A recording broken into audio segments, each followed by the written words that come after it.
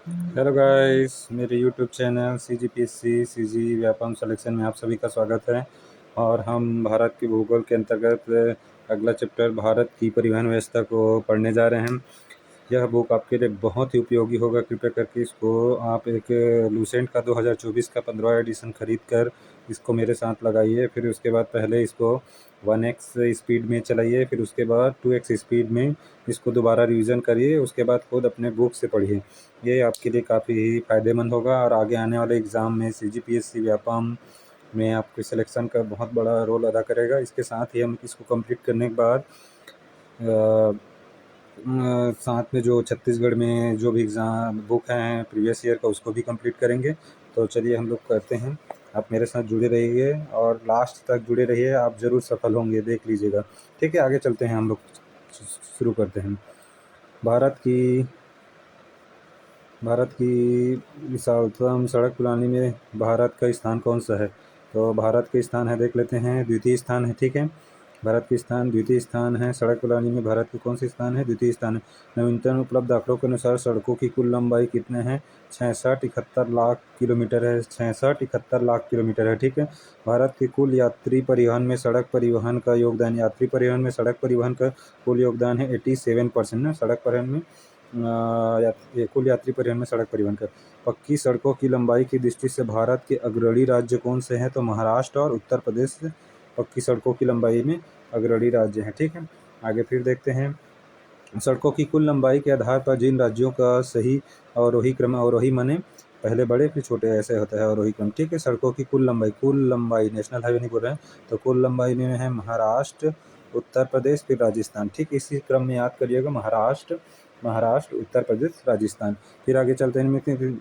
में से किस राज्य में राष्ट्रीय राजमार्गों का सबसे बड़ा तंत्र विद्यमान है? तो राष्ट्रीय राजमार्गों का सबसे बड़ा तंत्र नेशनल हाईवे का महाराष्ट्र में है। ठीक है, देश में राष्ट्रीय राजमार्गों के अंतर्गत सड़कों की कुल लंबाई कितनी है?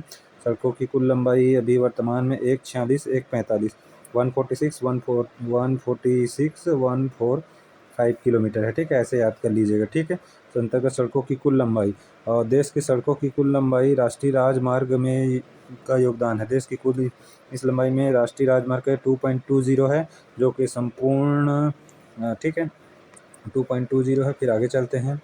देश की कुल राष्ट्रीय योगदान हो गया। फिर आगे चलते हैं, यही 2.2 अपने राष्ट्रीय राजमार्ग संपूर्ण देश के सड़क परिवहन का लगभग कितना प्रतिशत यातायात संपन्न करता है? तो 40% यातायात संपन्न करता है। भारत का सबसे लंबा राष्ट्रीय राजमार्ग कौन सा है? NH-44 है। NH-44 हो जाएगा। ये कश्मीर में श्रीनगर से कन्याकुमारी तक है और इसकी कुल लंबाई है, पूर्व नाम NH7 था, और इसकी अभी वर्तमान में कुल लंबाई 4112 किलोमीटर, 4112 किलोमीटर है। ठीक है, आगे चलते हैं। राष्ट्रीय राजमार्ग NH-44 के निर्माण के लिए कितने राष्ट्रीय राजमार्गों को आपस में मिलाया गया, मर्ज किया गया है? तो सात सात को मर्ज किया गया है। ठीक है, आगे चलते हैं। फिर उसके बाद देखिए, राष्ट्रीय में कितने राज्य और केंद्र शासित प्रदेशों, नेशनल वही राष्ट्रीय राजमार्ग 44 में राज्य और केंद्र शासित प्रदेशों से होकर गुजरती है, तो 12। ठीक है, राष्ट्रीय राजमार्ग 66 को पहले किस नाम से जाना जाता था? तो पहले बोलेंगे किस नाम से? NH-17 के नाम से जाना जाता था। ठीक है, NH-17 के नाम से जाना जाता था। आगे चलते हैं। निम्नलिखित में से किन किन भारतीय शहरों को उनकी स्थिति के कारण जीरो माइल सिटी के रूप में जाना जाता है? तो जीरो माइल सिटी के रूप में नागपुर को जाना जाता है। ठीक है, जीरो माइल सिटी के रूप में नागपुर को जाना जाता है। जीरो माइल सिटी के रूप में नागपुर को जाना जाता है। फिर आगे चलते हैं। राष्ट्रीय राजमार्ग की लंबाई की दृष्टि से नेशनल हाईवे की लंबाई सही अवरोही क्रम कौन सा है? ठीक है, तो इसमें भी वही अवरोही क्रम है। महाराष्ट्र के बाद उत्तर प्रदेश, फिर राजस्थान। महाराष्ट्र, उत्तर प्रदेश, राजस्थान, यही क्रम है। ठीक है, और राष्ट्रीय राजमार्ग 44 किन किन नगरों के मध्य है? तभी बताया था, श्रीनगर से कन्याकुमारी के मध्य है। ठीक है, स्वर्णिम चतुर्भुज का पूर्वी पश्चिम गलियारा निम्न से किन केंद्रों को जोड़ती है? तो यह सिलचर से पोरबंदर को जोड़ती है। सिलचर कहाँ है बोल देंगे तो अपना सिलचर लेना, असम में है। सिलचर असम में है और पोरबंदर गुजरात में है। ये पूर्वी पश्चिम गलियारा को जोड़ती है, गुजरात में पोरबंदर। ठीक है, ऐसे करके याद कर लीजिएगा। फिर उसके बाद आगे चलते हैं। भारत की स्वर्णिम चतुर्भुज परियोजना जोड़ती है, तो यह दिल्ली, अपना स्वर्णिम चतुर्भुज परियोजना इस तरह से है। ठीक है, तो ये हो जाएगा दिल्ली, दिल्ली से आ जाएगा मुंबई, मुंबई से आ जाएगा चेन्नई, और चेन्नई से आ जाएगा कोलकाता, ठीक है। ये नेशनल हाईवे 2, 3, 4 और 5 इस तरह से याद कर लीजिएगा, और ये 6 होता है, और नेशनल हाईवे 1 या 1A ऊपर जाएगा, ठीक है। इस तरह से आगे चलते हैं। फिर उसके बाद उत्तर दक्षिण और पूर्व पश्चिम, उत्तर दक्षिण और पूर्व पश्चिम कॉरिडोर सुपर हाईवे का मिलन स्थल कौन सा है? तो यह झांसी है, झांसी, ठीक है। वो झांसी में मिलता है दोनों, ठीक है। Yamuna expressway, Yamuna expressway, Yamuna expressway greater Noida से आगरा तक है। यमुना एक्सप्रेसवे कहाँ से? ग्रेटर नोएडा से आगरा तक है, ठीक है। आगे चलते हैं। फिर इसके बाद वर्तमान में ग्रांड ट्रंक रोड भारत में कहाँ से कहाँ तक है? तो वर्तमान में ग्रांड ट्रंक रोड कहाँ है? तो आगे अपने ग्रांड ट्रंक जीटी रोड बोल रहे हैं, जिसको शेरशाह सूरी ने बनवाया था। तो ये हो जाएगा, यहाँ से शुरू हो जाएगा ग्रांड ट्रंक रोड, कोलकाता से लेकर आगरा तक है, कोलकाता से लेकर आगरा तक है, ठीक है। कोलकाता से लेकर आगरा तक है। आगे देख लेते हैं, इसे कंफर्म कर लेता हूँ, वही है जिसको शेरशाह सूरी के द्वारा बनवाया गया था, ठीक है। शेरशाह सूरी के द्वारा बनवाया गया है, ठीक है। आगे चलते हैं। फिर उसके बाद देख लेते हैं क्या है क्वेश्चन। वर्तमान ग्रांड ट्रंक अमृतसर से कोलकाता तक है, ठीक है। अमृतसर से कोलकाता लेना है, ठीक है। इसमें अमृतसर से कोलकाता है, सॉरी वो मैं आगरा से कोलकाता बोल दिया था, यह अमृतसर से कोलकाता तक है, अमृतसर से कोलकाता है, ठीक है। ये अमृतसर वहाँ चले जाएंगे, फिर वहाँ से कोलकाता तक है पूरा। 0 माइल स्टोन ब्रिटिश द्वारा स्थापित किया गया था, जो इस बिंदु का प्रयोग सभी दूरियों को मापने के लिए करता है। यह कहाँ है? तो यह है अपने नागपुर में स्थित है, ठीक है। यह नागपुर में स्थित है। आगे चलते हैं। फिर निम्नलिखित में से वह शहर कौन सा है जो देश के सड़क आधार संरचना के लिए सृजित किए गए हैं गोल्डन चतुर्भुज पर नहीं है? तो गोल्डन चतुर्भुज ये है, बताया था इसमें होना चाहिए। तो मध्य में जबलपुर है, जो कि नहीं है, ठीक है। गया है, अहमदाबाद है और अजमेर है, ठीक है। सॉरी ना सॉरी। आगे चलते हैं। निम्नलिखित में से कौन से दो शहर उत्तर दक्षिण कॉरिडोर से जुड़े हुए हैं? तो उत्तर दक्षिण कॉरिडोर से जुड़े हुए हैं श्रीनगर से कन्याकुमारी, ठीक है। निम्नलिखित कौन से ऐसे करके भारत का नक्शा बनाओगे? तो यहाँ से जो है ये हो गया, और ये ऐसे करके, तो यहाँ से कन्याकुमारी, ये हो गया, और अपना श्रीनगर यहाँ से यहाँ तक का है, ठीक है, उत्तर कॉरिडोर। फिर आगे चलते हैं। हो गया। निम्नलिखित में से भारतीय रेलवे के एक क्षेत्र को नहीं दर्शाता है? भारतीय ईस्ट कोस्ट रेलवे जो क्षेत्र माने जोन को नहीं दर्शाता, ये नहीं है। ये नॉर्थ वेस्ट रेलवे है, ईस्ट वेस्ट रेलवे है, साउथ ईस्ट सेंट्रल रेलवे है, ठीक है। इस तरह से सब दर्शाते हैं, वो नहीं, ईस्ट कोस्ट रेलवे नहीं दर्शाता है जोन को, ठीक है। विश्व में भारतीय रेलवे नेटवर्क की स्थिति है, रेलवे नेटवर्क की स्थिति में चौथा स्थान है और सड़क में दूसरा स्थान है। भारत में रेलवे तंत्र कब स्थापित किया गया था? तो भारत में रेलवे तंत्र लॉर्ड डलहौजी के शासनकाल में 1853 में 16 अप्रैल 1853 को 34 किलोमीटर कहाँ से कहाँ तक चली थी? तो मुंबई से थाने के, मुंबई में बाराबंकी हो गया, बाराबंकी वो जो शिवाजी छत्रपति टर्मिनल है वहाँ से थाने के बीच चली थी, ठीक है। और यह इसको पेनिनसुला कंपनी द्वारा बनाया गया था, और यह विश्व में पाँचवा स्थान था जब चला था तो रेलवे भारत में, ठीक है। ऐसे करके है, ठीक। आगे चलते हैं। फिर भारत में प्रथम रेल लाइन किसके शासनकाल में? अभी बताया किसके शासन में प्रथम रेल लाइन बनाया गया था? तो लॉर्ड डलहौजी के शासनकाल में। निम्नलिखित में से किस वर्ष भारत की पहली रेलगाड़ी चलाई गई थी? तो 1853 में 16 अप्रैल 1853 को कहाँ से? मुंबई से था, बाराबंकी से, वही छत्रपति शिवाजी टर्मिनल से अपने थाने के बीच चली थी, 34 किलोमीटर, ठीक है। इस तरह से आगे चलते हैं। भारत के सबसे लंबा रेलवे प्लेटफॉर्म कहाँ है? तो भारत में सबसे लंबा रेलवे प्लेटफॉर्म है गोरखपुर में है, ठीक है। सबसे लंबा रेलवे प्लेटफॉर्म गोरखपुर में, एक बार कंफर्म कर लेते हैं। पहले खड़गपुर था, गोरखपुर, अभी कोई चेंज हुआ होगा तो देख लेते हैं, पता चल जाएगा, कोई दिक्कत नहीं है। कौन सा नंबर का क्वेश्चन था एक बार चेक करने में कोई दिक्कत नहीं, गलत मत पढ़िए, मैं थोड़ा सा उसमें गोरखपुर ही है, अभी चेंज हो गया है, देखिए, इसीलिए मैं कंफर्म कर लूँ सोचा, और वह चेंज हो गया है, अभी हुबली हो गया है, ठीक है। कौन सा हो गया है? हुबली। भारत का सबसे लंबा रेलवे प्लेटफॉर्म कहाँ है? हुबली में है, ठीक है। हुबली में भारत का सबसे लंबा रेलवे प्लेटफॉर्म कौन सा है? हुबली है। पुराना डाटा है ना गोरखपुर और खड़गपुर, अभी वर्तमान में हुबली है, इसी को मैं कंफर्म कर रहा था, ठीक है। आगे ऐसे ही पढ़ेंगे, कोई दिक्कत नहीं है, गलती नहीं होगी। हो गया। कोंकण रेलवे जोड़ता है, तो कोंकण रेलवे जोड़ता है, तो कोंकण रेलवे रोहा से मंगलुरु को जोड़ता है। कहाँ से कहाँ तक जोड़ता है? रोहा से मंगलुरु तक। पूर्वोत्तर भारत के किन राज्यों में रेल मार्ग नहीं है? तो रेल मार्ग सिक्किम में नहीं है, बाकी नागालैंड के नीचे मणिपुर और मिजोरम तीनों में है। अरुणाचल प्रदेश के नीचे नागालैंड है, तो नागालैंड में है, मणिपुर में, मिजोरम में है, लेकिन सिक्किम में नहीं है। इस तरह से याद करें नक्शे के अनुसार तो ज़्यादा अच्छा रहेगा। देश की सबसे तेज़ चलने वाली रेलगाड़ी है, तो देश में सबसे तेज़ चलने वाली रेलगाड़ी है गतिमान एक्सप्रेस है, ठीक है। सबसे तेज़ चलने वाली रेलगाड़ी है गतिमान एक्सप्रेस, ठीक है। पहले ऑन व्हील्स के तर्ज पर रेलगाड़ी डेक्कन उड़ीसी लिखा है, लेकिन महाराष्ट्र में चलती है। परिचालन किस राज्य में हो रहा है?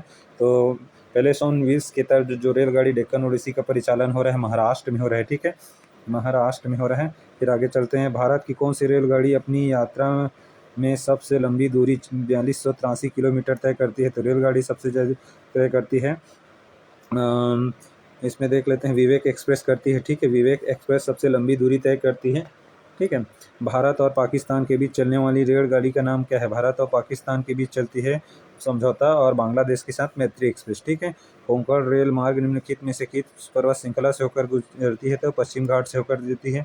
कोंकण रेल मार्ग की कुल लंबाई 760 किलोमीटर है, ठीक है, 760 किलोमीटर है। फिर आगे चलते हैं। कोंकण रेल मार्ग किन किन राज्यों से होकर गुजरती है? तो कोंकण रेल मार्ग गुजरती है अपने यहाँ से, जो स्टार्ट कर देंगे महाराष्ट्र के नीचे गोवा के नीचे कर्नाटक और कर्नाटक के नीचे केरल, ठीक है। ऐसे कर्नाटक के नीचे केरल, ठीक है, ऐसे करके महाराष्ट्र, कर्नाटक, गोवा और केरल, ठीक है। आगे चलते हैं। भारतीय रेल की कुल परिचालन मार्ग का कितना प्रतिशत भूभाग विद्युतीकृत है? परिचालन लागत में कितना प्रतिशत विद्युतीकृत है? जो अपन रेल चला रहे हैं उसमें से 65.78% विद्युतीकृत है, ठीक है। भारतीय रेल को कितने क्षेत्रों में विभक्त किया गया है? तो 18 क्षेत्रों में विभक्त किया है। दक्षिण पश्चिम रेलवे, ये हो गया दक्षिण, और ये पश्चिम रेलवे का मुख्यालय कहाँ है? तो हुबली कर्नाटक में है। हुबली कहाँ है? कर्नाटक में, वहीं अपने दक्षिण पश्चिम रेलवे का मुख्यालय है, ठीक है। फिर आगे चलते हैं। पूर्व मध्य रेलवे का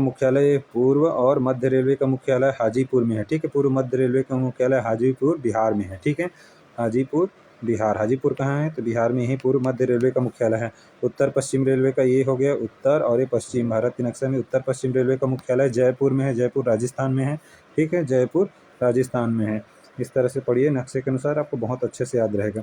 फिर आगे चलते हैं। भारत में कितने प्रकार के रेल मार्ग हैं? तो भारत में कितने प्रकार के रेल मार्ग हैं? 3 प्रकार के, ब्रॉड गेज, मीटर गेज और नैरो गेज। ब्रॉड गेज की आगे देख ले रहे हैं। रेल पथ में ब्रॉड गेज की चौड़ाई होती है 1.676 किलोमीटर, वहीं पर मीटर गेज की चौड़ाई होती है 1 मीटर, और नैरो गेज की चौड़ाई होती है 0.61 मीटर, ठीक है। इस तरह से याद कर लीजिएगा, ठीक है।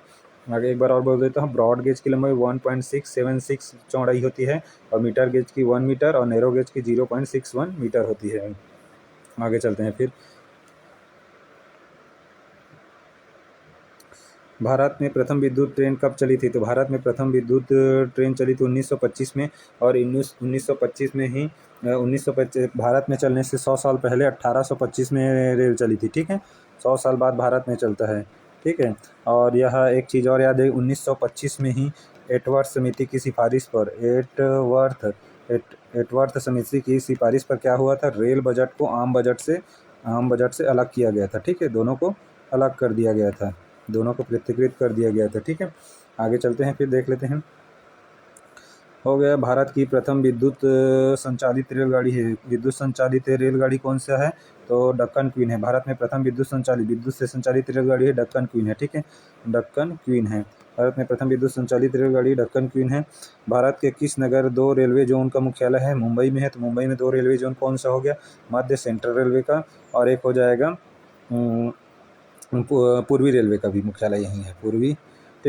पश्चिम रेलवे का और मध्य रेलवे का मुख्यालय कहाँ बोलेंगे? तो मुंबई में है, ठीक है। पश्चिम और मध्य रेलवे का मुख्यालय मुंबई में है, ठीक है। पश्चिम और मध्य रेलवे का मुख्यालय मुंबई में है। आगे चलते हैं। 2 रेलवे होगा। 1853 में मुंबई और ठाणे के बीच पहली ट्रेन द्वारा तय की गई दूरी कितनी है? तो तय की गई दूरी 34 किलोमीटर है, ठीक है। भारतीय रेलवे के अंतर्गत रेल मार्ग की कुल लंबाई है। भारतीय रेलवे के अंतर्गत रेल मार्ग की कुल लंबाई है 68,103 किलोमीटर। रेल मार्ग की कुल लंबाई कितनी है? तो 68,103 किलोमीटर है। कोंकण रेल मार्ग मुख्य पर्वत श्रृंखला से होकर गुजरती है, तो पश्चिम घाट से निकल होकर गुजरती है, अभी पढ़े थे, ठीक है। आगे चलते हैं।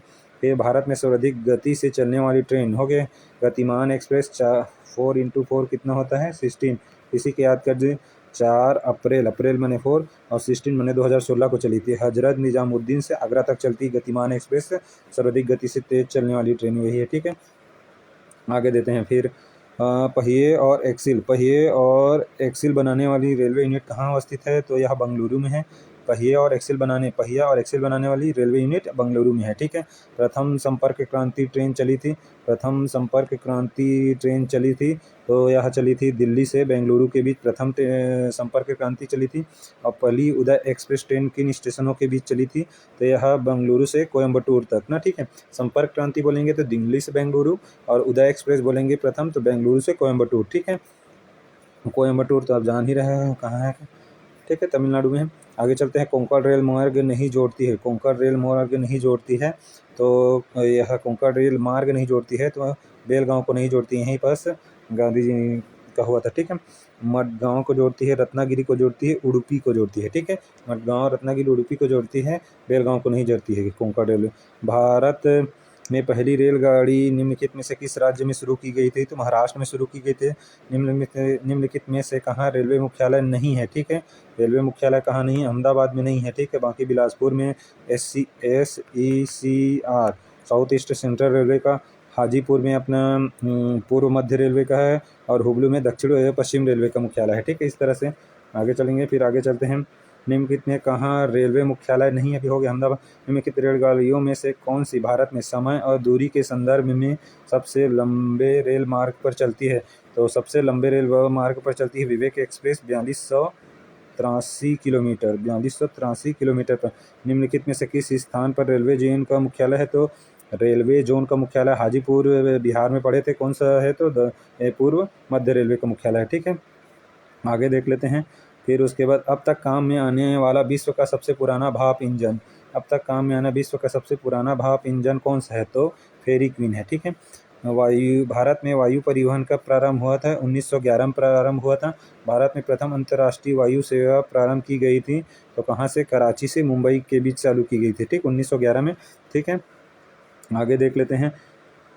विश्व में सर्वप्रथम हवाई डाक सेवा प्रारंभ की, भी 1900 के विश्व में सर्वप्रथम हवाई डाक सेवा प्रारंभ कब हुई थी, तो 1911 में प्रारंभ की गई थी, ठीक है। इलाहाबाद से नैनी के बीच विश्व की प्रथम हवाई डाक सेवा की शुरुआत 1911 में इलाहाबाद से नैनी के बीच की गई थी, ठीक है। इलाहाबाद से नैनी के बीच, ठीक है। आगे चल देख लेते हैं। इलाहाबाद से नैनी के बीच की गई थी, ठीक है।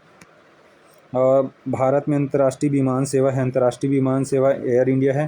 भारत की अंतर्राष्ट्रीय विमान सेवा एयर इंडिया है। फिर एयर इंडिया का मुख्यालय नई दिल्ली है, ठीक है। भारत में वायुदूत एयरलाइन की स्थापना कब हुई है, वायुदूत एयरलाइन की स्थापना, ये नया क्वेश्चन है, थोड़ा देख लेते हैं। 69 है ना। भारत में वायुदूत एयरलाइन की स्थापना हुई है, यहाँ से देख लेते हैं, कोई दिक्कत नहीं है कि यह नया क्वेश्चन है और इससे पहले पढ़ा हुआ था, तो 69 के है, ठीक है। अभी नया बुक से पढ़ेंगे तो थोड़ा सा तो ऐड करना पड़ेगा, और उसको चिंता मत करिए, अच्छा से करेंगे, ठीक है। सफल होना है तो कुछ भी करिए, लेकिन पढ़ते रहिए, यही जीवन में सफल होने का सबसे अच्छा तरीका है। पीछे नहीं हटना है कभी भी जीवन में, अगर सफल होना है तो, ठीक है। आगे यही करिए, तभी सफल हो पाएंगे। भारत में वायुदूत एयरलाइन की स्थापना कब हुई थी, 1981 में, ठीक है। वायुदूत एयरलाइन की स्थापना कब हुई थी, तो 1981 में हुई है। स्वामी विवेकानंद एयरपोर्ट भारत में कहाँ है, तो अपने यहाँ है स्वामी विवेकानंद एयरपोर्ट, रायपुर में, ठीक है। नेताजी सुभाष चंद्र बोस अंतर्राष्ट्रीय हवाई अड्डा कहाँ है, तो कोलकाता में, नेताजी वहीं से थे। भारत में कितने राष्ट्रीय जल मार्ग हैं, तो जल मार्ग 111 हैं। भारत में अंतःस्थलीय जल मार्ग की कुल लंबाई है 14,500 किलोमीटर है अंतःस्थलीय जल मार्ग की लंबाई।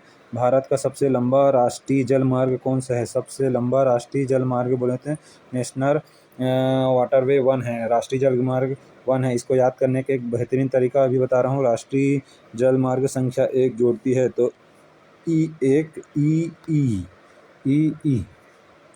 ई 1 इलाहाबाद से हल्दिया, 1 ई 2 साधु, 3 कोको, दो साधु, तीन कोको, चार काम। इस तरह से याद कर लिए, चारों याद हो जाएगा। ठीक है। एक ई ई ई मैंने ई सबसे बड़ा है इलाहाबाद से हल्दिया, दो साधु सादिया से धुबरी, दो साधु सादिया से, तीन कोको कोट्टम से कोल्लापुरम तक। ठीक है। और चार काम ये हो जाएगा, चार काम अपना देख लेंगे, काकीनाड़ा से मरक्का नाम, काकीनाड़ा से मरक्का नाम तक है। ठीक है। आगे देख लेते हैं। और इस तरह से याद करिए, बहुत ही सुंदर तरीक़ा से है, याद करिए, ज़रूर सफल होंगे। ठीक है, आगे चलते हैं। ये तो हो गए राष्ट्रीय राजमार्ग, इलाहाबाद से हल्दिया, गंगा नदी पर के से में है। राष्ट्रीय राजमार्ग कहाँ से कहाँ तक, ये देखिए, ये राष्ट्रीय जलमार्ग एक है, अभी पढ़ा था, इलाहाबाद से हल्दिया, ई हो गया, इलाहाबाद से हल्दिया। दूसरा दो साधु तो सादिया से धुबरी हो गया, सादिया से धुबरी, इधर ब्रह्मपुत्र। राष्ट्रीय जलमार्ग 3 है, तो 3 में बताया था, तीन कोको कोल्लम से कोट्टापुरम तक। ठीक है। 4 में चार काम से काकीनाड़ा से मरक्का नाम तक, चार काम तो काकीनाड़ा से मरक्का नाम तक। ठीक है। इस तरह से याद करिए, याद रहेगा, बढ़िया, लंबे समय तक याद रहेगा, वरना भूल जाओगे बीच में। मैं खुद भूल जाता, इसीलिए कुछ करना पड़ता है। भारत में कुल अंतर्राष्ट्रीय व्यापार का कितना प्रतिशत भाग समुद्री मार्ग द्वारा होता है? तो 95% व्यापार समुद्री मार्ग द्वारा होता है। ठीक है। अंतर्राष्ट्रीय व्यापार का। भारत में कितने मुख्य बंदरगाह हैं? तो मुख्य बंदरगाहों की संख्या भारत में 13 है। ठीक है। भारत के तट रेखा पर अच्छे पोताश्रय की कमी है, क्योंकि तट रेखा प्रायः सीधी और सपाट है, इसीलिए अच्छे पोताश्रय की कमी है। ठीक है। आगे चलते हैं। फिर उसके बाद देखते हैं, निम्नलिखित में से कौन सा बंदरगाह पश्चिम तट पर नहीं है? तो बंदरगाह पश्चिम तट में कांडला है गुजरात में, मुंबई है, और मैंगलोर भी है, एन्नौर नहीं है। ठीक है। एन्नौर नहीं है। निम्नलिखित में से कौन सा बंदरगाह पूर्वी तट पर स्थित नहीं है? तो विशाखापट्टनम आंध्र प्रदेश में है, पारादीप उड़ीसा में है, नावा शोवा नहीं है, मुंबई में है, पश्चिम तट पर है, पूर्वी तट पर नहीं है, कोलकाता तो पश्चिम बंगाल में हो गया। ठीक है। और उसके बाद आगे चलते हैं। किस बंदरगाह भारत का प्रवेश द्वार कहा जाता है? तो मुंबई को। ठीक है। भारत का बृहत्तम प्राकृतिक बंदरगाह है, तो बृहत्तम प्राकृतिक बंदरगाह बोल रहे हैं ना, तो बृहत्तम प्राकृतिक बंदरगाह तो मुंबई है। ठीक है। चेन्नई है कृत्रिम बंदरगाह। आगे चलते हैं। ठीक है। वर्तमान मुंबई बंदरगाह के दबाव को कम करने के लिए कौन से पतन का निर्माण किया गया है? इसके लिए नावा शोवा बंदरगाह का निर्माण किया गया है। निम्नलिखित बंदरगाहों में से कौन एक मुक्त व्यापार क्षेत्र है? कांडला मुक्त व्यापार क्षेत्र है, ज्वारी बंदरगाह भी कांडला है। ठीक है। इस तरह से मुक्त व्यापार ज्वारी बंदरगाह है। और एक और चीज़ याद रखना, स्वतंत्रता के बाद विकसित किया गया पहला पतन कौन है? ये भी कांडला ही है। ठीक है। और कांडला कहाँ? गुजरात में स्थित है। ठीक है। 3 चीज़ याद रखिए, ज्वारी बंदरगाह है, मुक्त व्यापार का क्षेत्र है, और एक ये स्वतंत्रता के बाद विकसित किया गया पहला बंदरगाह पत्तन है कांडला, जो कि गुजरात में है। ठीक है। आगे देख लेते हैं। स्वतंत्रता हो गया। निम्नलिखित में से कौन सा बंदरगाह, जुआरी नदी कहाँ बहता है? आपको पता होना चाहिए, गोवा में एस्चुरी पर स्थित है, तो मारवा गोवा। ठीक है। मारवा गोवा, और मारवा गोवा पत्तन स्थित है, गोवा में स्थित है। ठीक है। नाम से ही गोवा मारवा गोवा। ठीक है। जुआरी नदी के एस्चुरी पर स्थित है। ठीक है। भारत में निम्नलिखित बंदरगाहों में से कौन सा उड़ीसा तट पर स्थित है? तो उड़ीसा में भी बताया था, पारादीप है। पारादीप बंदरगाह किस राज्य में है? तो पारादीप बंदरगाह उड़ीसा राज्य में है। भारत का सबसे गहरा और स्थलबद्ध सुरक्षित बंदरगाह, गहरा बोलेंगे तो विशाखापट्टनम, स्थलबद्ध सुरक्षित बंदरगाह भी विशाखापट्टनम है। ठीक है। डॉल्फिन नोज नामक ठीक आगे, डॉल्फिन नोज नामक चट्टान के पीछे कौन सा बंदरगाह है? तो इस डॉल्फिन नोज चट्टान के पीछे वो भी विशाखापट्टनम बंदरगाह ही है। ठीक है। विशाखापट्टनम बंदरगाह है। भारत के कृत्रिम बंदरगाह है, चेन्नई अभी बताया था। ठीक है। कृत्रिम है और सबसे प्राचीन भी है, यही है। ठीक है। इनमें कौन सा कथन असत्य है? तो सत्य कौन कौन से उसको देख लेते हैं। मुंबई देश में सबसे बड़ा बंदरगाह है, सही है। और भारत में प्रवेश द्वार कांडला एक ज्वारी बंदरगाह, ये भी सही है। और माना गोवा देश में सबसे गहरा में तभी पढ़े ना, विशाखापट्टनम है। ठीक है। विशाखापट्टनम में गहरा। चेन्नई देश का प्राचीनतम बंदरगाह है, सही है। और कृत्रिम बंदरगाह, इस तरह से याद करिएगा, बहुत अच्छा होगा और बहुत अच्छी जगह पर रहेंगे आप लोग। ठीक है। कौन सा बंदरगाह भारतीय समुद्री व्यापार का पूर्वी द्वार है? पूर्वी द्वार में बोलेंगे तो कोलकाता और हल्दिया पूर्वी द्वार है। ठीक है। बंदरगाह में कोलकाता और हल्दिया पूर्वी द्वार है। ठीक है। इस तरह से और नवा सेवा बंदरगाह परियोजना कहाँ स्थित है, तो अभी पढ़े थे मुंबई में है, ठीक है।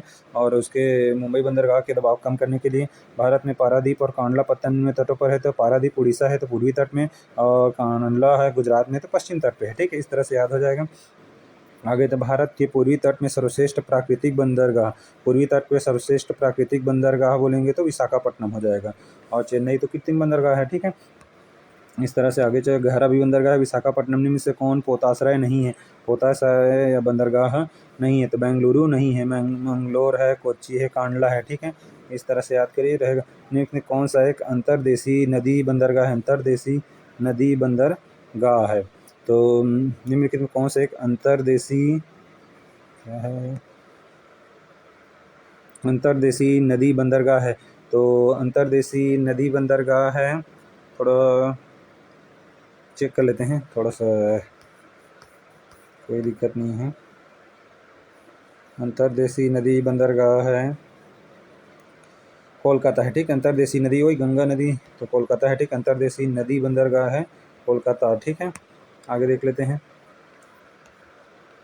निम्न में कौन सा भारत का पहला निगमीकृत बंदरगाह है, तो भारत का पहला निगमीकृत बंदरगाह, ये भी नया क्वेश्चन है।